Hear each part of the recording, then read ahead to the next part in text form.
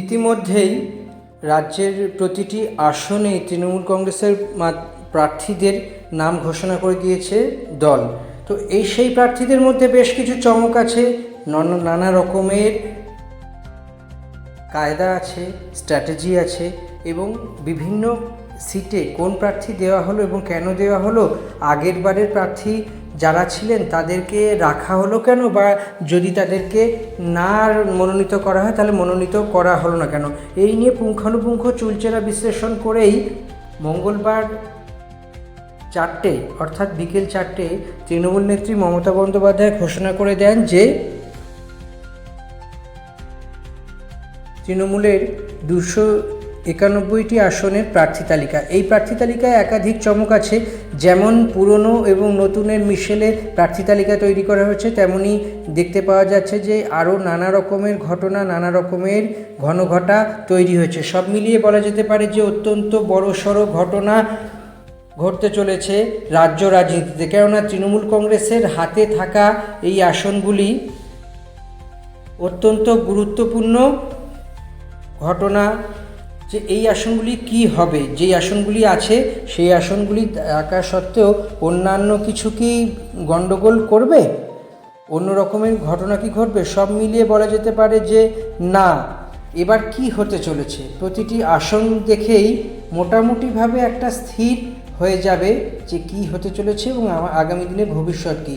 সব মিলিয়ে বলা যেতে পারে যে অত্যন্ত বড় সড়ো একটি ঘটনা রাজ্য রাজনীতিতে অন্তত ঘটেছে, সেটি হলো তৃণমূল কংগ্রেসের প্রার্থী তালিকায় যে একাধিক নতুন প্রার্থী এবার এসেছেন, সেই একাধিক নতুন প্রার্থীর মধ্যে কোন প্রার্থী ঠিক কোন আসন থেকে কি ফ্যাক্টরের জন্য নির্বাচিত হবেন বা মনোনীত হয়েছেন সেটা নির্ভর করবে অনেক কিছুই। সব মিলিয়ে বলা যেতে পারে যে অত্যন্ত একটি সিগনিফিক্যান্ট ঘটনার সামনে উপস্থিত হয়েছে, কেননা তৃণমূল কংগ্রেসের যারা মনোনীত প্রার্থী তারা এক কথা বলা যেতে পারে তৃণমূল কংগ্রেসের সৈনিক মমতা বন্দ্যোপাধ্যায়ের আস্থাভাজন, সেই কারণেই তারা ভোটে এবার মনোনয়ন পেয়েছেন।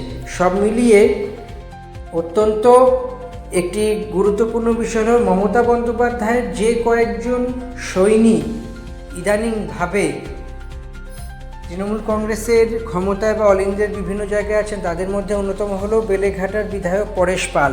এই পরেশ পাল দীর্ঘদিনের মমতার সঙ্গী, কিন্তু শারীরিক কারণে সম্ভবত এবার পরেশ পালকে টিকিট দেওয়া হলো না, তাই তার জায়গায় দেওয়া হলো কুণাল ঘোষ, প্রাক্তন রাজ্যসভার সভাপতি, সাংবাদিক এবং একই সঙ্গে তৃণমূলের রাজ্য সম্পাদক এবং মুখপাত্র।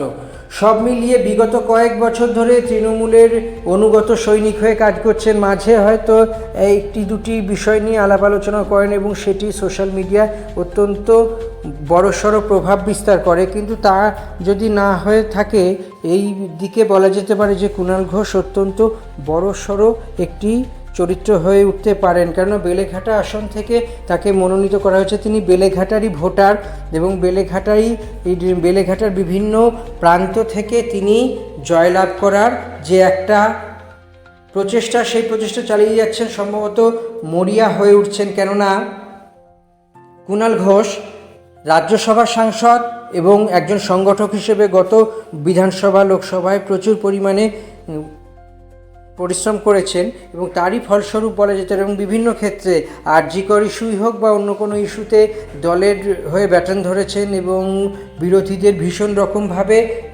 তাদের মোকাবিলা করেছেন এবং জবাব দিয়েছেন। সব মিলিয়ে তারই পুরস্কার স্বরূপ বলা যেতে পারে কুণাল ঘোষের মনোনয়ন। এই সাংবাদিক এবার বেলেঘাটা থেকে কি বাজিমাত করতে পারবেন? পরেশ পালের পুরনো রেকর্ড কি ধরে এগিয়ে যেতে পারবেন? পরেশ পালের উত্তরসূরি হিসেবে কি আসন জয় করে মমতার হাতে উপহার দিতে পারবেন? এই সমস্ত কিছুই নির্ভর করছে আগামী কয়েক সপ্তাহের ওয়ার্ম আপের ওপর। এবং বেলেঘাটা ভোট হলো আগামী 29শে এপ্রিল 2026, সেই দিনই ভাগ্য নির্ধারিত হয়ে যাবে অন্যান্য আসনের মতো বেলেঘাটারও। কুণাল ঘোষ কি ফের নতুন অবতারে জয়লাভ করে নতুন রূপে তার রাজনৈতিক যে জীবন প্রাপ্ত করতে পারবে, নাকি না বলা যেতে পারে তার রাজনৈতিক জীবনের সলিল সমাধি হবে এই ভোটে হারলে? সব মিলিয়ে কি লেখা আছে ভাগ্যে কিছুই বলার নেই। ওর নির্ভর করছে আগামী কয়েক সপ্তাহের উপর।